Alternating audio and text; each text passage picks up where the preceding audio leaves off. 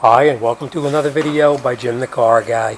Today we have a 2008. It's a Ford Escape, and the Ford Escape and the Mercury Mariner are the exact same replacement. And today we're going to be changing the window regulator. First thing we're going to do is we're going to take out all the screws that you can see inside the door panel itself. You want to be real careful because sometimes they're hidden where you can't see them, as is the case here with the armrest. They're down inside there.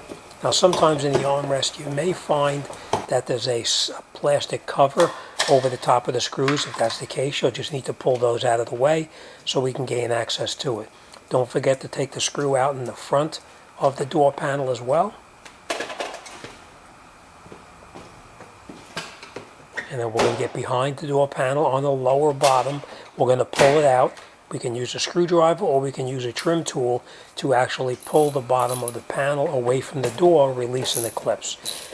Next, on the door handle that you would normally pull to open the door, you'll find there's a Torx inside there. You'll need to remove that Torx screw. Make sure you use the correct one, because I've seen many of them where somebody uses the wrong one and they wind up stripping out the screw, and it makes it much more difficult to get it out.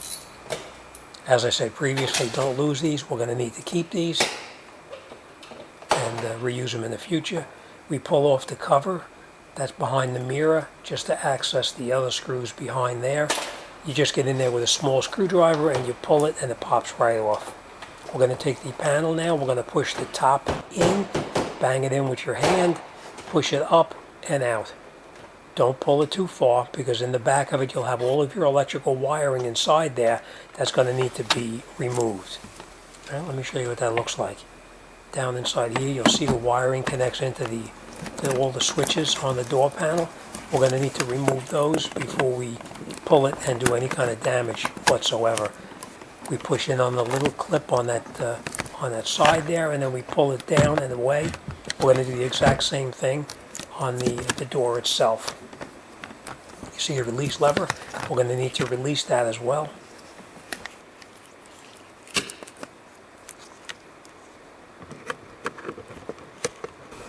Now sometimes these levers can be a little bit difficult to get out. Just don't force it and snap anything. Remember, you're only working with plastic inside there, and once you'll break it, you'll wind up having to replace the entire assembly.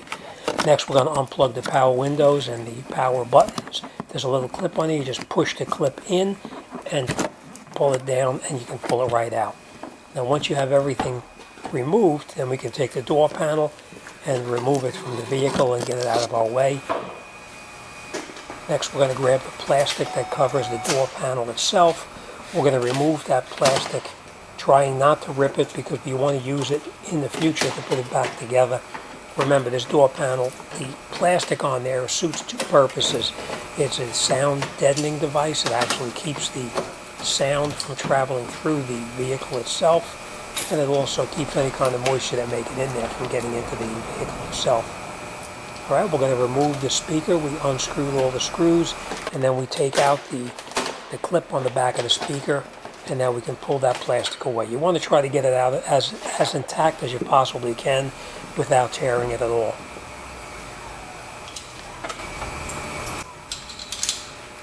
Once the plastic is off, now we can see a clear view of where the window regulator bolts on. There are only 10mm screws in there. I would recommend using a small ratchet so you don't wind up damaging anything or breaking anything by accident. As I said, they're only 10mm, so we're going to take those all out, and that'll loosen up the regulator from the vehicle itself.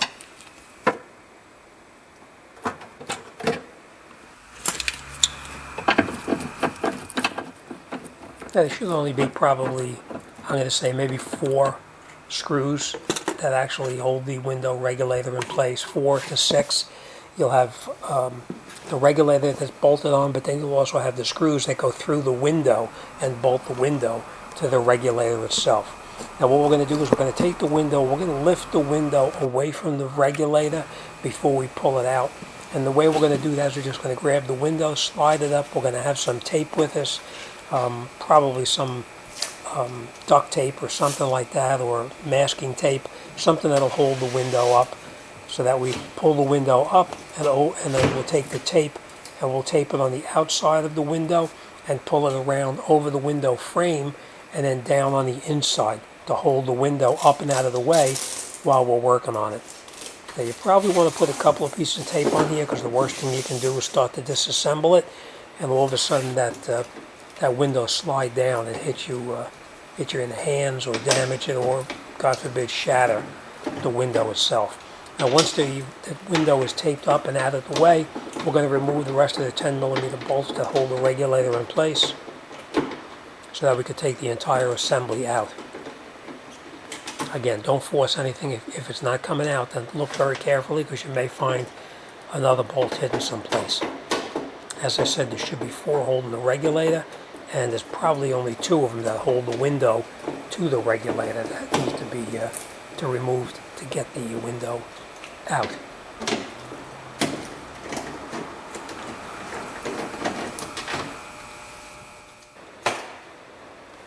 Okay, so once we have the last screw out of the window regulator, we're going to reach down on the back of the motor itself, and you'll see there's a plug on the motor. You'll need to push in on the one tab, push in on it, and pull it out, and it should pop right off. Now sometimes as they get older, that tab is very difficult to push in. If it is, you can get in there with a pair of pliers, and you can squeeze the tab in order to get it to release. But that's not the case here. It came right out. And once you have it disconnected, then we can take the regulator assembly, and we can take it out of the vehicle itself. And that's it. That's all there is to getting the window regulator out. Now we have our new regulator here, and we're going to put it in. We're just going to duplicate the way we took it out is the way we're going to put it back in. Remember, we took it out through that very large opening, so that's where it's going to go back through that large opening. We're going to turn it until all the bolt holes line up where we took out the screws previously. We're going to catch all of the screws in there first. Before we tighten anything up, we're just going to catch them by a couple of threads, so that way everything lines up properly. If you tighten up one and the window regulator is off just a little bit, you're going to have a problem trying to get the other screws in. So just catch it by a couple of threads, and then once you have all of the bolts caught with a couple of threads, then you can get in there with your ratchet and you can tighten it up. Now if you do use an impact gun, just make sure you don't accidentally have the clutch set too high and you wind up stripping out the bolts that you're putting in. Me personally, I would rather do it by hand than to get in there and strip it out by accident. As you can see here, I'm only using a 1/4 inch drive set. We're not using anything like 3/8 or 1/2 inch, because you can get too much torque on that and you can very easily snap those off. Alright, so we're going to catch all of them in there. Remember I said there's probably 4 of them that hold the regulator in place, and then we'll tighten them all up. Once all 4 are caught, then we can get in there and we can tighten them all up.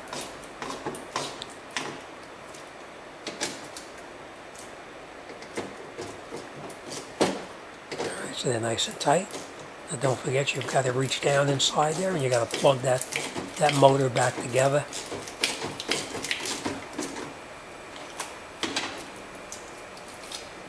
Nice and tight.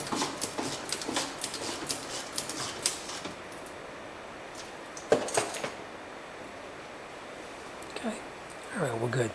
Next we take that plug. We're going to push that plug onto the back of the motor. When you push it onto the motor, you're going to notice that it pushes on, but you want to push it until you hear a clicking noise. That clicking noise, of course, is the tab locking into position. Now once you do that, you're going to take the tape off and you're going to lower the window down very slowly, making sure that the window didn't come out of the track. Make sure that it's in the track in the front and the back of the window. And then once you know it's in the track, you slide it down to where the bolts are going to go through that new regulator that we just installed. And then we're going to catch those bolts. Again, we're catching them both before we tighten them up. We're going to catch both of them so that they're screwed in by at least a couple of threads.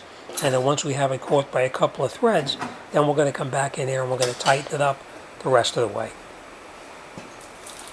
Alright, everything looks good.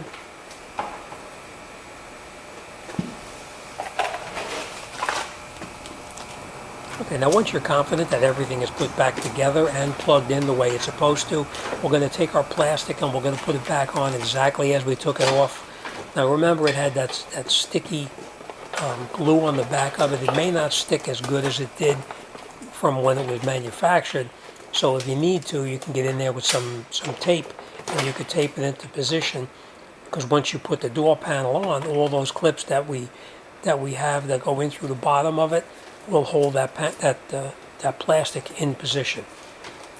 Okay, so we're going to stick it up the best we can, making sure whatever wires belong on the outside, such as the speaker wires and the ones to the power door switches, are all exposed. Next, we're going to take our speaker, and where we disconnected that plug in the back from, we are just going to plug it back in. Once we plug it back in, we'll put it back into the opening.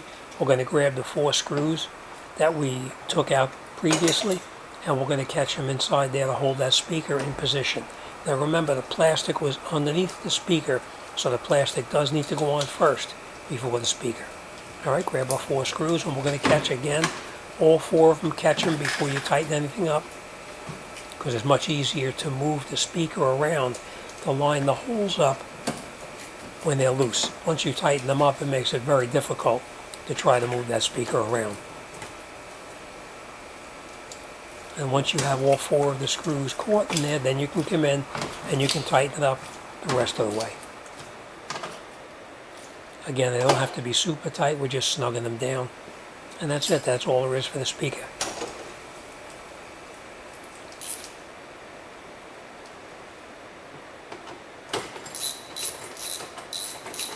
Remember, we took off that piece that screw holds the armrest screws into, so we need to secure that on there as well.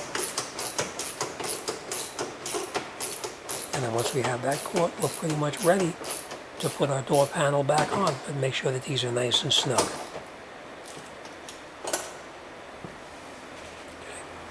Okay. Alright, that looks good. We're going to put our sound insulator back inside. This actually is a sound insulator, but it also gives the door panel some rigidity when it's all put back together. But mainly it's a sound insulator. That just pushes in there. Remember, just clips that held it in place.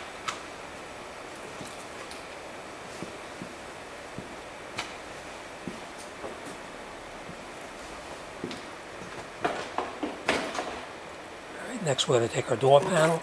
And before we put the door panel back on, we are going to make sure that everything is connected up properly. We're going to connect up the door handle back onto the handle itself on the door panel. We're going to plug in all of the electrical wiring. Now when you push those in, you want to make sure you hear that clicking.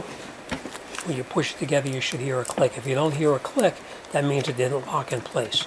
Alright, we're going to take our cable and we're going to connect it into the handle, to the release handle. We're going to put the cable in. We're going to rotate a little bit, put it in, and then we'll snap it into the holder on the side of the plastic piece there.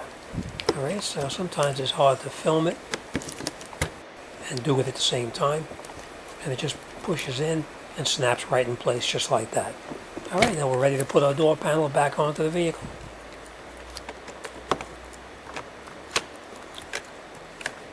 Make sure everything is plugged in the way it was before we started. This one here is for the mirror, or the power locks I should say in this case.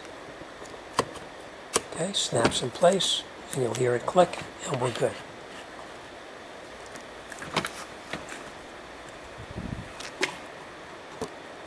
Alright, now the way you put that door panel back on is you don't just push it on there, you have to lift it up, catch the top of the panel, hold the bottom of the panel out, get the top of the panel on, and then you push it down and you'll feel it snap in place. Then you just bang around the bottom and you'll feel all of the little plastic clips will pop in place. And then we're going to grab our Phillips head screws that we previously took out. We're going to catch them in the front of the door and the back of the door. And of course we're going to go up by the door handle where it connects into the to the release, and we're going to put that Torx back in there that we previously took out. None of these are going to be screwed in super tight. They're only screwing into a little plastic sleeve that's inside there, so make sure it's just snug. Okay, nice and snug. Next we're going to grab our Phillips head screws and we're going to put them in to the door itself in the front and the back. And of course, don't forget the ones in the armrest itself. We'll need to put those in too.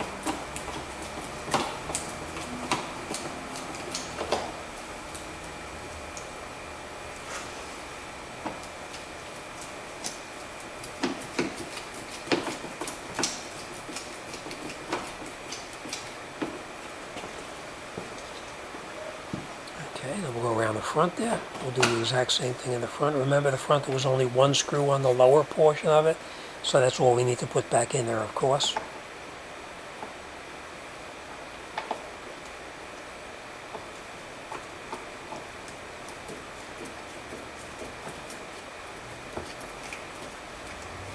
Alright, once that's tight, we'll come up and we'll put the ones in the armrest. We'll screw those down as well. And then that should be it. This door panel is finished. The regulator itself is totally done. Alright, let's put those screws in. And then, of course, after we get those screws in, we got to make sure that it works properly. I will mention this too, where you see I'm putting that on right now, there's a little cover that covers up that small screw, that torque screw that was in there. Make sure you put that back on, because that way it's a little decorative cover, so that way you can't see the torques when you're in the vehicle.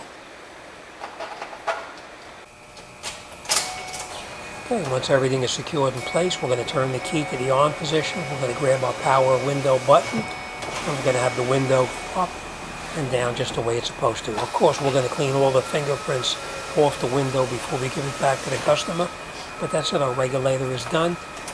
Works perfectly. Okay, as always, thanks for watching. I'll see you on the next one.